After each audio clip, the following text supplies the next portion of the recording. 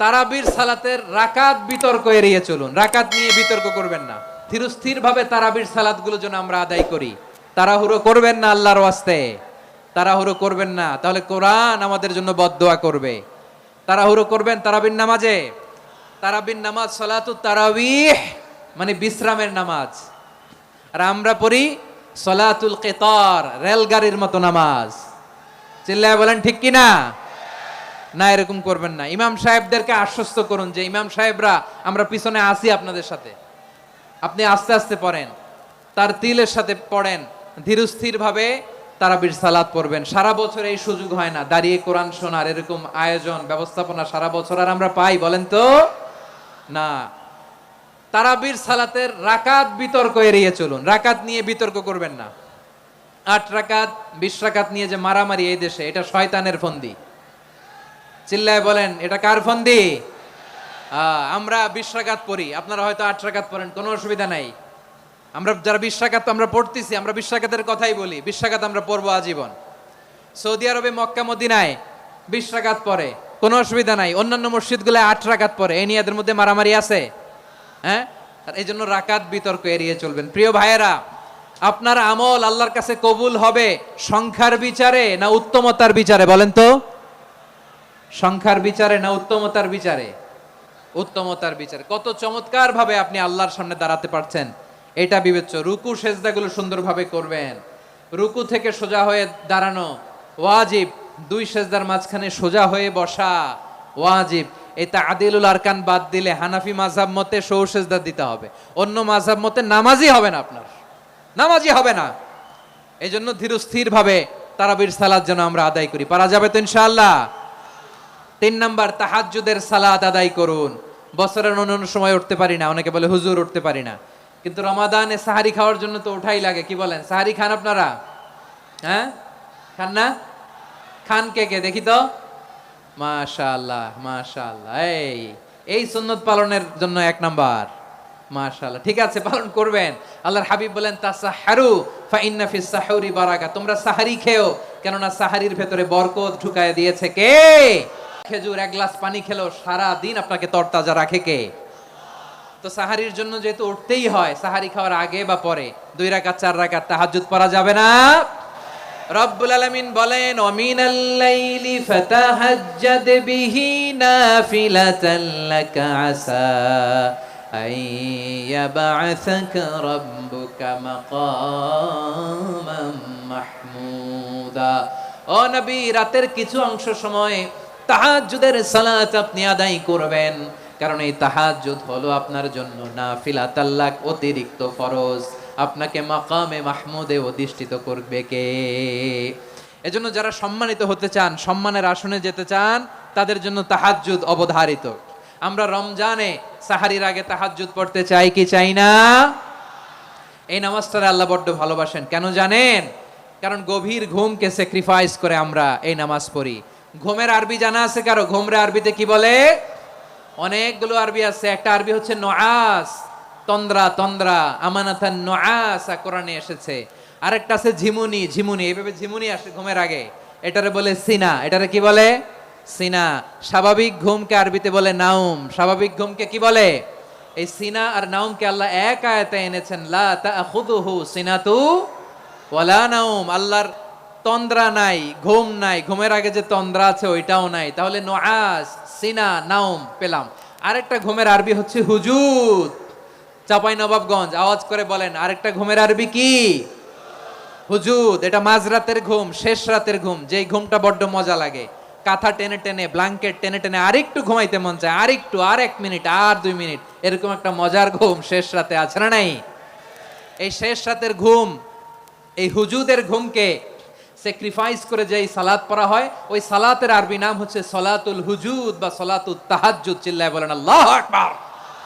এজন্য আল্লাহ তাআলা এই তাহাজ্জুদের সালাতকে এত পছন্দ করেন। পড়বেন তো রমাদানে? 4 নম্বরে মুক্ত হস্তে দান করুন। মুক্ত হস্তে দান করুন। ওয়ামা আতাইতুম মিন যাকাতিন তুরিদুনা ওয়াজহাল্লাহি ফাউলাইকা হুমুল মুদঈফুন। তোমরা মনে করো না যাকাত দিলে তোমাদের সম্পদ কমে যায়, এটা ভেবো না, বরং তোমরা আল্লাহর খুশির জন্য যে যাকাত দাও, তারপরে তোমার যে সম্পদ থাকে ওই সম্পদের মধ্যে প্রবৃদ্ধি দান করে কে? আপনি মনে করছেন দিলে কমে? চাঁপাইনবাবগঞ্জের ভাইয়ের আওয়াজ করে বলেন, দান করলে কি সম্পদ কমে নাকি বাড়ে? আওয়াজ করে বলেন, কমে না বাড়ে?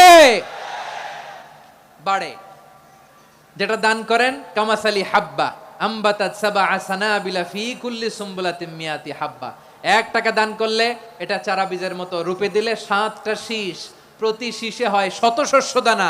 আল্লাহ যারে চায় এরকম বাড়ায় দেয়, প্রবৃদ্ধি দেয়। সুবহানাল্লাহ। এজন্য মুক্ত হস্তে দান করতে রাজি আছেন? আগে আগে জাকাত ক্যালকুলেট করে রাখেন। আপনার জাকাত বর্ষ যদি পরেও হয়, দেরি করেও হয়, ধরেন যে প্রতি বছর মুহররমে দেন, আপনি আগে দিতে পারবেন। জাকাত অগ্রিম আদায় করা যায়। সুবহানাল্লাহ বলেন।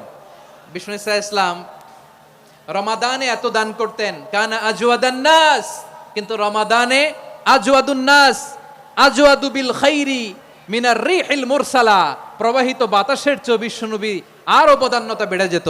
প্রবাহিত বাতাস যেমনি সবাইরে বাতাস দেয়, আস্তিক নাস্তিক মুমিন কাফির সবাইকে শীতল করে দেয়, তেমনি নবীজির রমাদানের দান ছিল এমন, কেউ নবীর কাছে চেয়ে ফিরে গিয়েছে এর নজির নাই। জোরে বলেন সুবহানাল্লাহ। রমাদানে দান করব, ইফতার শেয়ার করব। কাউকে ইফতারি করালে সারাদিন রোজা রেখে তার যে সওয়াব, আপনি ইফতার করানোর কারণে আপনার আমলনামায় ওই সওয়াব আল্লাহ ঢুকাই দিবেন। পড়েন সুবহানাল্লাহ। সাহাবারা বললেন, নবী আমরা গরিব মানুষ, ইফতারি খাওয়ানোর পয়সা নাই। আল্লাহর হাবিব বললেন, ওয়ালাউ বিমাজকাতি লাবান, 1 ঢোক দুধ, ওয়ালাউ বিতামরা, 1টাও খেজুর, ওয়ালাউ বিশারবাতিমা, 1 ঢোক পানি খাইয়েও যদি কারো রোজা ভাঙাও, তারপরে ওই সওয়াব তোমার আমলনামায় দিবে কে? তাহলে মুক্ত হস্তে দান করুন, 4 নাম্বার। 5 নাম্বার হচ্ছে কদর তালাশ করুন। রমজানের সবচেয়ে দামি সময়। বিষ্ণু বলেন, মান হরিমা খাইরাহা ফাকাদ হরিম, যে কদর মিস করলো সে সব মিস করলো, হি ইজ দ্য লুজার। আচ্ছা বলেন, এই বরকতের মাসে আমরা কি লুজার হতে চাই না গেইনার হতে চাই? সবাই বলেনি, বলেন এই রমাদানে আমরা লুজার হব না গেইনার হব? ইন্না আনজালনাহু ফি লাইলাতিল কদরি ওয়া মা আদরাকা মা লাইলাতুল কদর লাইলাতুল কদরি খায়রুম মিন আলফি শাহর। পড়েন আল্লাহু আকবার।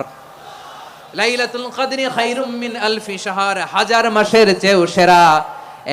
1000 মাসে হয় 83 বছর 4 মাস। 83 বছর 4 মাস টানা ইবাদত করলে যেই সওয়াব, কদরের রাতে ইবাদত করলে অতটুকু সওয়াব আপনি পাবেন, আল্লাহ সেটা বলে নাই। আল্লাহ বলে তার চাইতে বেশি সওয়াব দিয়ে আপনার আমলনামা ভরে দিবে কে? কদর যেন মিস না হয়।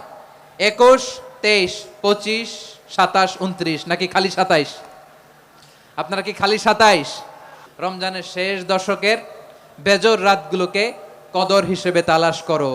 আল্লাহর হাবিব সাল্লাল্লাহু আলাইহি ওয়াসাল্লাম শেষ 10 দিন টানা ইবাদত করতেন। টানা ইবাদত। ইদা জাআল আশরু আহইয়াল লাইলা আইকাযা আহলা ওয়া জাদ্দা ওয়া শাদ্দাল মিজার। সারা রাত জেগে ইবাদতের নজির নবীজির নাই, শুধু রমজানের শেষ দশক ছাড়া। সুবহানাল্লাহ বলেন। নিজেও ঘুমাতেন না। ফাতেমা রাদিয়াল্লাহু তাআলা আনহু, আলী রাদিয়াল্লাহু তাআলা আনহু কাউকে ঘুমাতে দিতেন না, সবাইকে জাগিয়ে তুলতেন। আমরা সারা রাত জেগে ইবাদত করব। রাজি আছেন তো? কদর যেন আমাদের মিস না হয়। আজকে থেকেই ক্যালেন্ডারে মার্ক করে রাখেন। সব কাজ পেছনে ফেলে, সব ব্যস্ততাকে পেছনে ফেলে ইবাদতের জন্য আমরা প্রস্তুত থাকবো কদরের রাতে। কোনোভাবে কদর যেন আমাদের মিস না হয়, ইনশাআল্লাহ বলেন তো সবাই। 6 নম্বরে পারলে ইতিকাফ করবেন। আল্লাহর হাবিব সাল্লাল্লাহু আলাইহি ওয়াসাল্লাম প্রতি বছর 10 দিন ইতিকাফ করতেন। যে বছর ইন্তেকাল করবেন সে বছর 20 দিন ইতিকাফ করেছেন। আপনি বলবেন, হুজুর ইতিকাফ না করলে সমস্যা কি? আমার নবী একটা ইবাদত সারা জীবনেও ছাড়ে নাই, আর আপনি জীবনে একবারও করেন নাই। এবার হিসাব আপনার কাছে, হিসাব আপনার কাছে। না পারলে অন্তত রাত্রি বেলাগুলো মসজিদে কাটাবেন। পারবেন তো ইনশাআল্লাহ? সব শেষে শিশু এবং নারীদের ব্যাপারে বিশেষ খেয়াল রাখবেন। শিশুদের রমাদানের ব্যাপারে উৎসাহ দেন, তাদের প্রস্তুতি নেওয়ান, তাদেরকে রোজা রাখতে দিবেন। আমার ভাইয়েরা এবং বোনেরা, পর্দার আড়ালে মায়েদেরকে বলবো, চাপাই নবাবগঞ্জের মায়েরা, 1 দিন 2 দিন না খেয়ে থাকলে আপনার ছেলে মেয়ে মারা যাবে না। ঠিক কিনা বলেন? ওদেরকে উৎসাহিত করেন। ওদের ছোট্ট যারা রাখতে দেন, বলেন যে বাবা সকাল থেকে দুপুর পর্যন্ত না খেয়ে থাকলে তোমার অর্ধেক রোজা। এরকম 2 দিন অর্ধেক মিলে তোমার 1 রোজা। এরকম আমি কত রোজা রাখছি ছোটবেলায় কোনো হিসাবই নাই। আমার দাদি বলতো সকাল থেকে না খেয়ে দুপুর 12টা পর্যন্ত রাখলে নাকি অর্ধেক হয়, এরপরের দিন অর্ধেক, 2 অর্ধেক মিলে 1 রোজা। এটা তো আসলে রোজা হয় না, কিন্তু তাকে উৎসাহ দেয়া। ইফতার প্রোগ্রামগুলোতে নিবেন আমাদের বাচ্চাদেরকে, দেখবেন যে ওর ক্ষুধা লাগতেছে, খায় না, কারণ কেউ খায় না, একজন আজান দিচ্ছে, সবাই খেজুর নিয়ে ইফতার করতেছে। এই দৃশ্য, এই ট্রেডিশন, এই ইবাদত, এই তারবিয়া ওর আগামীর জীবনটাকে সুন্দর করবে। চিল্লায়া বলেন ঠিক কি না? এভাবে আগামীর প্রজন্মকে আমাদের গড়তে হবে। শিশুদের রোজার ব্যাপারে প্রস্তুতি নিন, উৎসাহ দিন। আর নারীদেরকে কষ্ট দিবেন না। সারা দিন পেঁয়াজু, আলুর চপ, বেগুনি, পাকোড়া, ছোলা, মুড়ি, শরবত, রুয়াবজা আছে না নাই, বানাতে বানাতে আমাদের বোনেরা কাহিল হয়ে যায়, আর তারাবি পড়তে পারে না, ইবাদত করতে পারে না। আমরা যেন আমাদের বোনদের প্রতি ইহসান করি। পারবেন তো সবাই?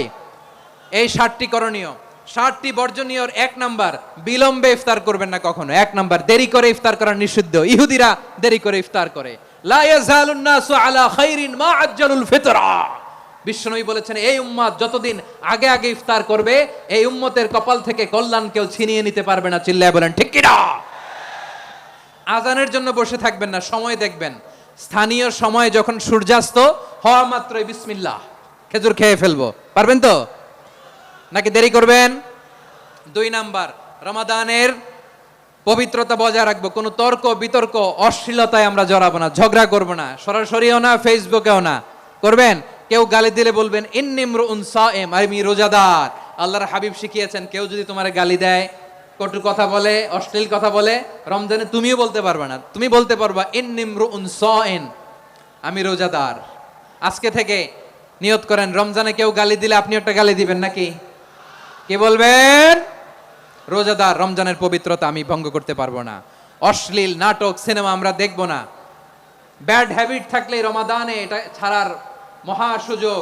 স্মোকিং এর অভ্যাস আছে অনেকের, ঠিক কি না? চাপাই নবাবগঞ্জে আপনারা স্মোকিং করেন? হ্যাঁ, না না আমরা করি না। বলেন করি না? করবেন না কেউ? যদি কারো থাকে, কে করে হাত তোলালাম না আমি। এই রমাদানে এই স্মোকিং হ্যাবিট থেকে আমরা বেরিয়ে আসবো, ঠিক কিনা বলেন?